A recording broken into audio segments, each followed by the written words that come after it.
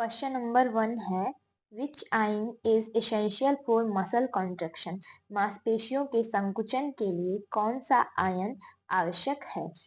कौन सा आयन होता है जो मांसपेशियों के संकुचन के लिए मतलब कॉन्ट्रैक्शन के लिए एसेंशियल होता है। ऑप्शन है आपके, ऑप्शन ए है सोडियम, ऑप्शन बी है पोटेशियम, ऑप्शन सी है कैल्शियम एंड ऑप्शन डी है क्लोरीन। तो कौन सा आयन जो होता है क्लोराइड, कौन सा आयन होता है आपकी जो मसल कॉन्ट्रैक्शन के लिए एसेंशियल होता है। तो ये कौन सा होता है, ये होता है आपका कैल्शियम। ऑप्शन सी जो है वो करेक्ट आंसर हो जाएगा। नेक्स्ट क्वेश्चन है elbow joint is an example of. जो एल्बो जॉइंट है हमारा वो किसका एग्जाम्पल है, कोहनी का जोड़ किस प्रकार का उदाहरण है। ऑप्शन ए है हिंज जॉइंट, ऑप्शन बी है ग्लाइडिंग जॉइंट, ऑप्शन सी है ball and socket joint and option D है पाइवट जॉइंट। तो किस प्रकार के जॉइंट का उदाहरण है हमारा एल्बो जॉइंट। तो ये किस प्रकार का उदाहरण है, ये होता है हमारा हिंज जॉइंट। ऑप्शन ए जो है वो आपका करेक्ट आंसर हो जाएगा। नेक्स्ट क्वेश्चन है the two of the body parts which do not appear in MRI may be। शरीर के कौन से दो भाग एमआरआई में नहीं दिखते हैं। जब हम एमआरआई करवाते हैं तो उसमें कौन से दो पार्ट्स ऐसे होते हैं जो हमें नहीं दिखते हैं। ऑप्शन है, ऑप्शन ए है molar teeth and eye lens, molar दांत और आंख का लेंस। ऑप्शन बी है स्कैपुला एंड कैनाइन्स, स्कैपुला और कैनाइन। ऑप्शन डी सी है आपका लिगामेंट्स एंड रिब्स, लिगामेंट्स और पसलियां एंड ऑप्शन डी है tendons and premolar, tendons and premolars. तो ऐसा कौन से दो पार्ट होते हैं जो हमें दिखाई नहीं देते हैं जब एमआरआई करवाते हैं। तो ये कौन से होते हैं, ये होते हैं आपके स्कैपुला और कैनाइन। ये हमें एमआरआई में नहीं दिखते हैं। नेक्स्ट है which of the following is made up of a single bone in members. निम्नलिखित में से कौन सा स्तनधारियों में एकल हड्डी से बना है। तो कौन सा है जो एकल हड्डी से, केवल एक ही हड्डी से बना होता है।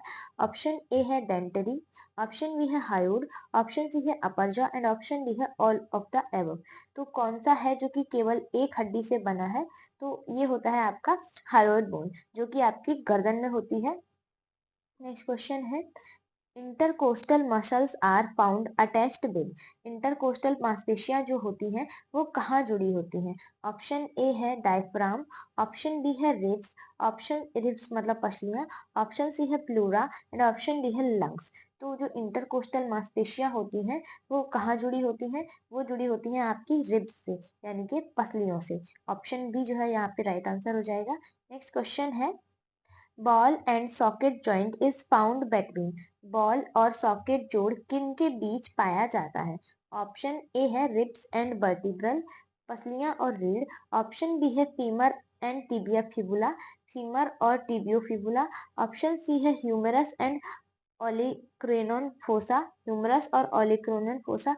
ऑप्शन डी है ह्यूमरस एंड पेक्टोरल गिर्डल। तो बॉल और सॉकेट जो जॉइंट होता है वो इनमें से किसके बीच में पाया जाता है। ऑप्शंस आपको दे रखे हैं। यहाँ पे राइट आंसर क्या होगा, यहाँ पे आपका राइट आंसर होगा option D humerus and pectoral girdle. इन दोनों के बीच में जो पाया जाता है आपका कौन सा जॉइंट पाया जाता है, बॉल और सॉकेट जॉइंट। नेक्स्ट क्वेश्चन है which of the following is the contractile protein of a muscle. निम्नलिखित में से कौन सी मांसपेशी की संकुचनशील प्रोटीन है।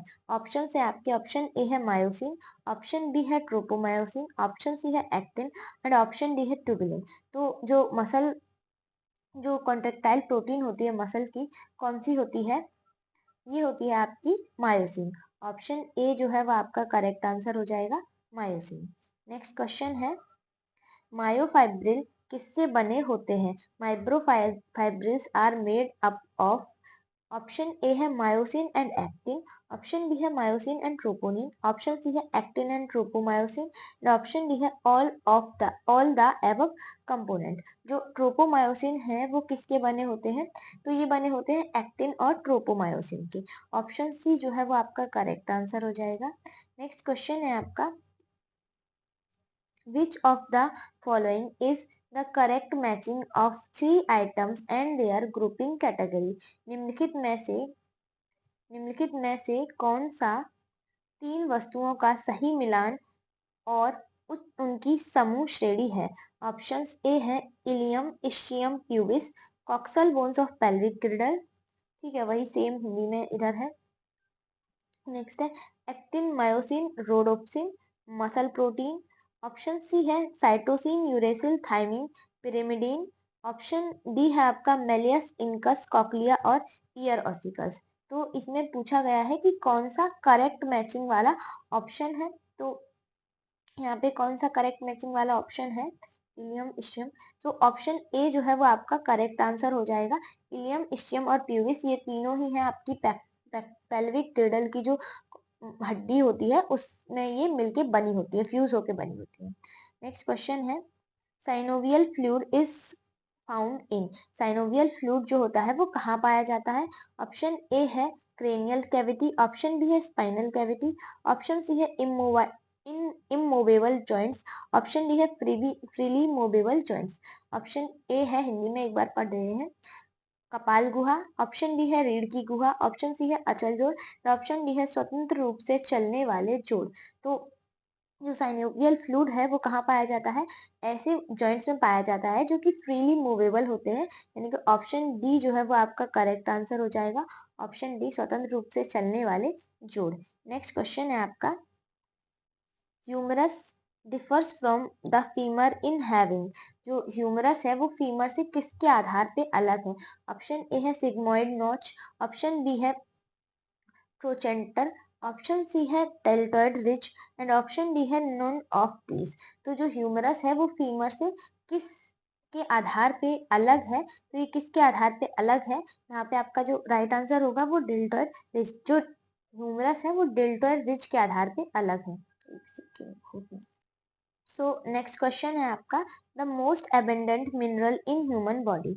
मानव शरीर में सबसे प्रचुर मात्रा में पाया जाने वाला खनिज कौन सा है। और ये वाला क्वेश्चन जो है एक बार पहले भी करवा चुके हैं। सो ऑप्शन है यहाँ पे, ऑप्शन ए है मैग्नीशियम, ऑप्शन बी है सोडियम, ऑप्शन सी है कैल्शियम एंड ऑप्शन डी है पोटेशियम।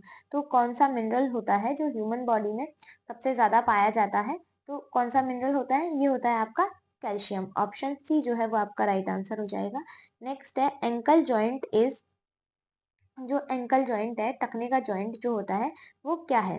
ऑप्शन ए है पाइवट जॉइंट, ऑप्शन बी है ball and socket joint, option C है hinge joint and option D है ग्लाइडिंग जॉइंट। तो ankle joint आपका किस प्रकार का जॉइंट है, ये आपका है हिंज जॉइंट। ऑप्शन सी जो है वो करेक्ट आंसर हो जाएगा।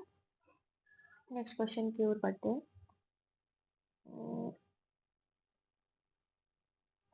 नेक्स्ट क्वेश्चन है आपका question number 14 the functional unit of the contractile system of a striated muscle. कंकाल पेशी मांसपेशी की संकुचन प्रणाली की कार्यात्मक इकाई है। तो यहाँ पे फंक्शनल यूनिट पूछा गया है जो स्ट्रेटेड मसल की कॉन्ट्रेक्टाइल सिस्टम है उसके लिए।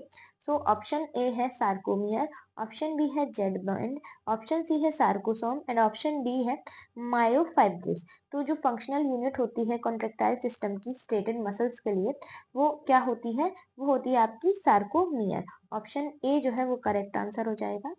नेक्स्ट क्वेश्चन है joint between bones of the human skull is. मानव खोपड़ी में हड्डियों के बीच का जोड़ है। ऑप्शंस है, ऑप्शन ए है हिंज जॉइंट, ऑप्शन बी है साइनोवियल जॉइंट, ऑप्शन सी है कार्टिलेजिनस जॉइंट और ऑप्शन डी है फाइब्रस जॉइंट।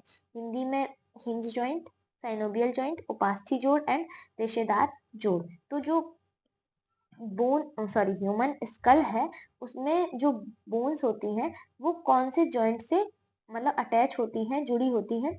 तो ये कौन से जॉइंट से जुड़ी होती है, ये आपकी जुड़ी होती है फाइब्रस जॉइंट से। ऑप्शन डी जो है वो आपका करेक्ट आंसर हो जाएगा, रेशेदार जॉइंट। नेक्स्ट क्वेश्चन है which of the following is an auto immune disorder. इनमें से कौन सा एक स्व प्रतिरक्षित विकार है। ऑप्शन ए है माइस्थेनिया ग्रेविस, ऑप्शन बी है ऑस्टियोपोरोसिस, ऑप्शन सी है muscular dystrophy and option D है गाउट। तो कौन सा एक स्व प्रतिरक्षित यानी कि ऑटो इम्यून डिसऑर्डर है, तो ये है आपका माइस्थेनिया ग्रेविस। जो माइस्थेनिया ग्रेविस होता है ये आपका एक ऑटो इम्यून डिसऑर्डर होता है। नेक्स्ट है ठीक है 17 a cricket player is fast chasing a ball in the field, which one of the following groups of bone is directly contributing to this movement? एक खिलाड़ी, क्रिकेट खिलाड़ी जो मैदान में तेजी से गेंद का पीछा कर रहा है, इनमें से कौन सी हड्डियों का समूह सीधे इस क्रिया में योगदान दे रहा है? ऑप्शंस है femur, malleus, tibia, metatarsal. Option B है pelvis, ulna, patella, tarsal. Option C है स्टर्नम, फीमर, टिबिया और फिबुला। ऑप्शन डी है टार्सल्स, फीमर, मेटाटार्सल और टिबिया। तो इनमें से कौन सा आंसर जो है वो करेक्ट होगा? तो यहाँ पे होगा आपका ऑप्शन डी। ऑप्शन डी जो है वो राइट आंसर हो जाएगा, क्योंकि ये जो टार्सल है, फीमर है, मेटाटार्सल है, तीनों ही आपकी जो चारों हैं वो आपके पैर की हड्डियां हैं। ठीक है, नेक्स्ट क्वेश्चन है What is a hydrostatic skeleton largely composed of? Hydrostatic कंकाल मुख्य रूप से किससे बना होता है? ऑप्शन ए है बोन, ऑप्शन बी है फ्लूइड, ऑप्शन सी है कार्टिलेज एंड ऑप्शन डी है कनेक्टिव टिश्यू। तो जो हाइड्रोस्टैटिक स्केलेटन होता है वो मुख्य रूप से किसका बना होता है? तो ये बना होता है फ्लूइड का। किसका बना होता है? तरल का, फ्लूइड का। ऑप्शन बी करेक्ट आंसर हो जाएगा। नेक्स्ट है the only movable bone in the skull. तो स्कल में केवल एक ऐसी हड्डी, खोपड़ी में एकमात्र चलने वाली हड्डी कौन सी है? ऑप्शन ए है मैंडिबल, ऑप्शन बी है मैक्सिला, ऑप्शन सी है इथमॉइड, ऑप्शन डी है नोन। तो ये इतना इजी क्वेश्चन है, इसका आंसर आप लोग कमेंट में देंगे। ठीक है, मैं नहीं बता रही हूँ, मैं पिन कर दूंगी कमेंट में ही। अभी नहीं बता रही हूँ क्योंकि बहुत ज्यादा इजी क्वेश्चन है। नेक्स्ट क्वेश्चन है the smallest irregular bone in man is. तो मानव शरीर में सबसे छोटी अनियमित हड्डी है, क्या ही क्वेश्चन है? ऑप्शन ए है पटेला, ऑप्शन बी है स्टेपीज, ऑप्शन सी है नेजल एंड ऑप्शन डी है पैलेटाइन। तो मानव शरीर में सबसे छोटी अनियमित हड्डी कौन सी है? तो ये है आपकी स्टेपीज। ऑप्शन बी जो है वो आपका करेक्ट आंसर हो जाएगा। नेक्स्ट क्वेश्चन है deposition of uric acid crystals with in the synovial joint causes. Synovial जोड़ में यूरिक एसिड क्रिस्टल का जमाव किस कारण होता है? ऑप्शन ए है ऑस्टियोआर्थराइटिस, ऑप्शन बी है रूमेटॉइड आर्थराइटिस, ऑप्शन सी है गाउट एंड ऑप्शन डी है पैरालिसिस। तो किस वजह से होता है ये deposition of uric acid crystals? जो साइनोवियल जॉइंट होता है वहां पे जो यूरिक एसिड होता है उसके क्रिस्टल्स इकट्ठा हो जाते हैं। तो ये किस वजह से होते हैं? तो ये किस वजह से होते हैं, मतलब कौन सी डिजीज में होते हैं? तो ये होते हैं गाउट में। ऑप्शन सी जो है वो आपका करेक्ट आंसर हो जाएगा। नेक्स्ट क्वेश्चन है, थोड़ा छोटा कर देते हैं। What type of joint allows movement in multiple directions and is found in the shoulder and hip? किस प्रकार का जोड़ कई दिशाओं में गति की अनुमति देता है और कंधे तथा कूल्हे में पाया जाता है? ऑप्शन ए है हिंज जॉइंट, ऑप्शन बी है पाइवट जॉइंट, ऑप्शन सी है ball and socket joint and option D है ग्लाइडिंग जॉइंट। तो किस प्रकार का जोड़ जो होता है वो कई दिशाओं में गति की अनुमति देता है? तो कौन सा ये जॉइंट होता है जो काफी सारे डायरेक्शंस में मूव कर सकता है? तो ये होता है आपका ball and socket joint. Option C जो है वो आपका करेक्ट आंसर हो जाएगा। नेक्स्ट है which muscle type is responsible for voluntary movements like walking and talking. कौन सी मांसपेशी प्रकार स्वैच्छिक गतियों जैसे चलना और बोलना के लिए जिम्मेदार है? ऑप्शन ए है स्केलेटल मसल, ऑप्शन बी है कार्डियक मसल, ऑप्शन सी है smooth muscle and option D है इनवॉल्यूंटरी मसल। तो कौन सी मसल होती है जो हमारी स्वैच्छिक गतियां होती हैं जैसे कि चलना और बोलना, इनके लिए जिम्मेदार होती है? तो कौन सी मसल होती है? ये होती है आपकी कंकाल पेशी, यानी कंकाल मांसपेशी, यानी कि स्केलेटल मसल, जिसको हम अपनी मर्जी से मूव कर सकते हैं अपने अकॉर्डिंग। नेक्स्ट क्वेश्चन है the tough cord like structure that connects a muscle to a bone called. वह मजबूत तार जैसा ढांचा जो मांसपेशियों को हड्डियों से जोड़ता है कहलाता है, क्या कहलाता है? ऑप्शन ए है टेंडन, ऑप्शन बी है लिगामेंट, ऑप्शन सी है कार्टिलेज एंड ऑप्शन डी है साइनोवियम। तो ऐसा जो मजबूत तार जैसा ढांचा होता है जो मांसपेशियों को हड्डियों से जोड़ता है, उसे हम क्या कहते हैं? उसे हम कहते हैं टेंडन, यानी कि कंडरा। हिंदी में कंडरा बोलते हैं, इंग्लिश में टेंडन बोलते हैं। नेक्स्ट क्वेश्चन है the H zone of sarcomere comprise of. Sarcomere का एच जोन किससे बना होता है? ऑप्शन ए है थिन फिलामेंट, ऑप्शन बी है थिक फिलामेंट, ऑप्शन सी है both A and B, and option D है आपका नन ऑफ द एबव। पतले तंतु, मोटे तंतु, दोनों ए और बी, और इनमें से कोई नहीं। तो सार्कोमियर का जो एच जोन होता है वो किससे मिलके बना होता है? ये बना होता है आपका थिक फिलामेंट से मिलके, मोटे तंतुओं से मिलके बना होता है। सो ये आपके क्वेश्चन है लोकोमोशन एंड मूवमेंट के। एंड जैसे कि क्वेश्चंस काफी सिंपल हैं, इसी टाइप के बेसिक क्वेश्चन पूछे जाते हैं आपके सी नेट में, तो आप लोग ज्यादा परेशान मत होइए। और ये जो मैंने क्वेश्चंस एक्सप्लेन करे हैं, इनमें कोई ऐसा क्वेश्चन नहीं था जो आपने एक बार अगर चैप्टर पढ़ लिया तो आपको समझ में ना आया हो। और क्वेश्चंस ऐसे ही बेसिक आते हैं, तो ज्यादा देखो परेशान मत हो, धीरे धीरे प्रैक्टिस करते रहो और हो जाएगा, है ना। और अभी मैंने एक जो क्वेश्चन छोड़ा था उसको आंसर दे के जाना, ऐसे मत जाना, ठीक है, क्योंकि वो बहुत ज्यादा इजी क्वेश्चन था। हम लोग डेली हर दूसरे दिन सुनते रहते हैं, बस इसीलिए उसका नहीं कराया। कमेंट बॉक्स में पिन कर दूंगी, तो वहां से आपको आंसर भी मिल जाएगा अगर नहीं पता है तो। ये जो एमसीक्यू है वो इस बुक के हैं, तो आप लोग देख सकते हैं कि किस टाइप के एमसीक्यूज दिए गए हैं, और ये एक चैप्टर के हैं। मैं दो चार वीडियोस में आपको और दिखा दूंगी, अलग अलग चैप्टर्स के रिव्यू दे दूंगी, तो आपको एक आइडिया लग जाएगा कि ये बुक में किस टाइप के एमसीक्यू दिए हुए हैं एंड आपको परचेज करनी चाहिए या नहीं। वैसे मुझे ये एमसीक्यू ठीक लग रहे हैं। इसी टाइप के एमसीक्यूज जो है वो आपके एग्जाम में पूछे जाते हैं, मतलब बेसिक ही पूछे जाते हैं, और उसके अकॉर्डिंग इसमें सारे चैप्टर्स के दिए हुए हैं, अलग अलग चैप्टर्स के अलग अलग एमसीक्यू दिए हुए हैं, प्रीवियस ईयर क्वेश्चन पेपर भी दिए हुए हैं।